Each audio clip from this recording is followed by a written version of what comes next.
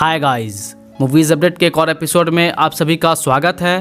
तो आज के इस वीडियो में हम लोग बात करने वाले हैं Thor Love and thunder movie के बारे में, जिसमें एक नहीं बल्कि बहुत सारे कैरेक्टर मारे जाएंगे, क्योंकि उन लोगों को गॉड को as a fucking God butcher दिखाना है, जिसके लिए वो लोग कुछ ऐसा करेंगे कि फ़ैन को ये लगने लगेगा कि yes he is a God butcher.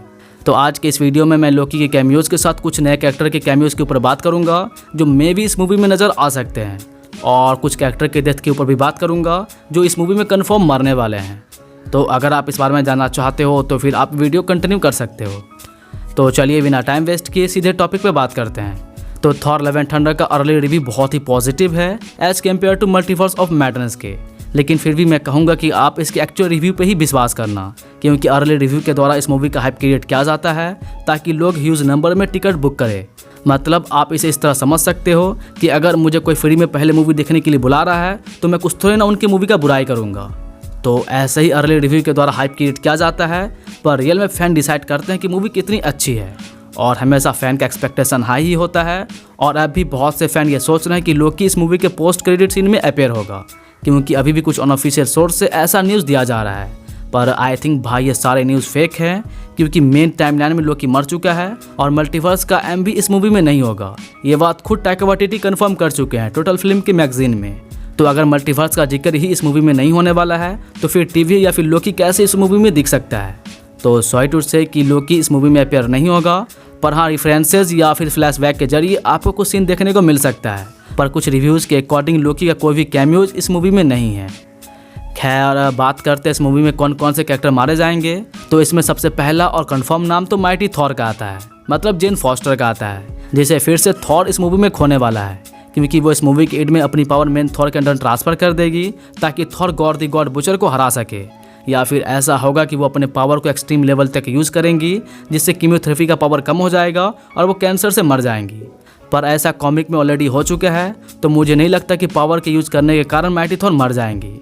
पर हाँ कैंसर वाला स्टोरी लाइन ही होगा, जिसमें वो अपने पावर के यूज़ करने की वजह से कमज़ोर तो होंगी ही, पर डेथ का कारण कैंसर नहीं होगा। और कुछ सोर्स का ये कहना है कि वो अपनी पावर मेन थॉर के अंदर ट्रांसफ़र कर देंगी, जिसके बाद वो मर जाएंगी। और मरने के बाद वो सीधे इसके पोस्ट क्रेडिट सीन में वल्हला में होंगी, जहाँ पे उनका स्वागत करने के लिए हेमडाइल भी आएंगे और उन्हें गाइड करेंगे। मतलब हेमडाइल का भी कैमियो आप इस मूवी में देखने वाले हो। और माइटी थॉर के बाद दूसरा कंफर्म नाम इसके विलन का आता है, मतलब गॉड द गॉड बूचर का आता है, जो इस मूवी के एंड में मारा जाएगा। वैसे मुझे ये बात पर्सनली सही नहीं लगा, क्योंकि कहा जा रहा है कि God the God butcher Marvel cinematic universe का सबसे बेस्ट विलन है, थेनोस से भी अच्छा। पर क्या ये सही है कि उसे एक मूवी में दिखाकर ही मार दिया जाए? तो आई डोंट नो कि गॉड इस मूवी में कैसे मरता है और यह चीज़ इस कैरेक्टर के साथ जस्टिस करता भी है या नहीं, पर वो मर जाएगा ये कंफर्म है, क्योंकि क्रिस्टिन बेल हमेशा एक मूवी का ही कॉन्ट्रैक्ट साइन करते हैं और वो सेम मार्वल के साथ भी ऐसा किए होंगे। तो गॉड तो इस मूवी में मर जाएगा और यह चीज़ रिव्यू से भी कंफर्म हो चुका है। और तीसरा कंफर्म नाम उन सारे एक्टरों का आता है जो इससे पहले थॉर रैग्नारोक मूवी में दिखे थे, जो नाटक समारोह को प्ले कर रहे थे, जिसमें फेक लोकी भी था और इवन फेक थॉर भी था। पर इस मूवी में फेक लोकी और फेक थॉर के अलावा फेक हेला भी होंगी, जो थॉर रैग्नारोक वाले सिचुएशन का नाटक करेंगी। बाय द वे ये सारा सीन ऑलरेडी इस मूवी में कंफर्म है, क्योंकि आज से कुछ महीने पहले कुछ सेट फोटो आया था जो आप अभी स्क्रीन पे देख रहे होंगे, जिसमें आप सारे कैरेक्टर के फेक वर्जन को देख सकते हो जो किसी स्टेज पे नाटक कर रहे हैं। तो ये तो होना तो इस मूवी में कंफर्म है, और शायद से ये भी कंफर्म है कि ये सब मारे जाएंगे, जिसे God the God butcher real God समझ के मार देगा, या फिर ब्लैक बर्सर्कर्स का जो हमला न्यू एसगार्ड में होता है ये उसमें भी मर सकते हैं। बाय द वे अब जब ब्लैक बर्सर्कर से बात हुआ ही है तो कुछ पॉइंट इस क्रिएचर का भी क्लियर कर देता हूँ। तो ये गॉड के आर्मी का एक हिस्सा है, जिसे गॉड नेक्रोसॉर्ड से क्रिएट किया होगा, या फिर ये गॉड के साथ ही होंगे। और ये सारे ब्लैक बर्सर्कर शैडो रिलम से आए हैं, जिसे खुद थॉर एक सीन में एक्सप्लेन करता है। Through the shadow realm. How'd you know? The atmosphere there has a darkness like no other. It's as if color fears to tread. It's unmistakable. Well then, if it's color we need, let's bring the rainbow. वैसे ये scene ash gourd के हमला के बाद का होगा, जिसमें ये सब डिस्कस कर रहे होंगे कि आखिर ये सब आ कहाँ से रहे हैं और क्यों आ रहे हैं। खैर फिर से लौटते हैं वीडियो के टॉपिक पे।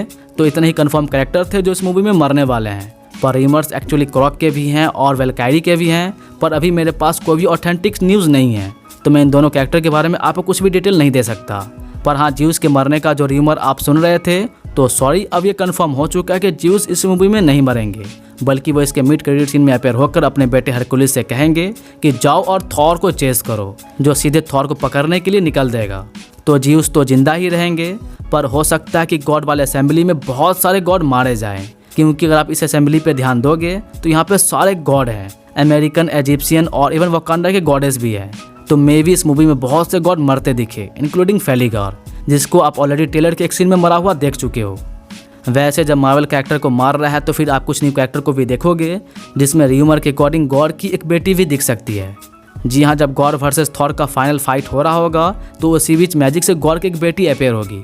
जो कैसे होगी वो तो मुझे नहीं पता, पर इस बात के बहुत तगड़े र्यूमर है कि गॉड की एक बेटी फाइनल फाइट को ज्वाइन करेगी, जो गॉड के अगेंस्ट होगी। और इसके अलावा आप गॉड को भी देख चुके हो, जो आगे इस मूवी में एक इम्पोर्टेंट रोल प्ले कर सकता है।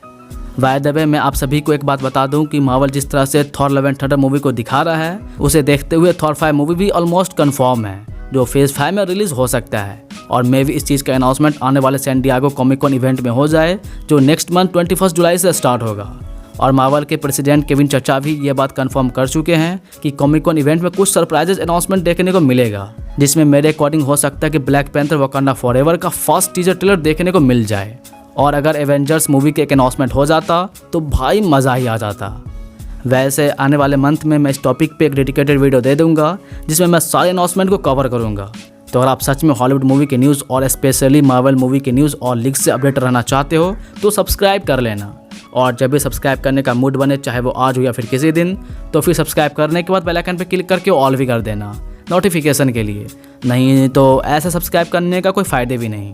और कुछ पूछना है किसी मूवी के बारे में या फिर किसी वेब सीरीज़ के बारे में, तो आप मुझे डायरेक्टली कमेंट करके पूछ सकते हो। मैं सारे कमेंट का रिप्लाई करता हूँ, या फिर पढ़ता तो ज़रूर ही हूँ।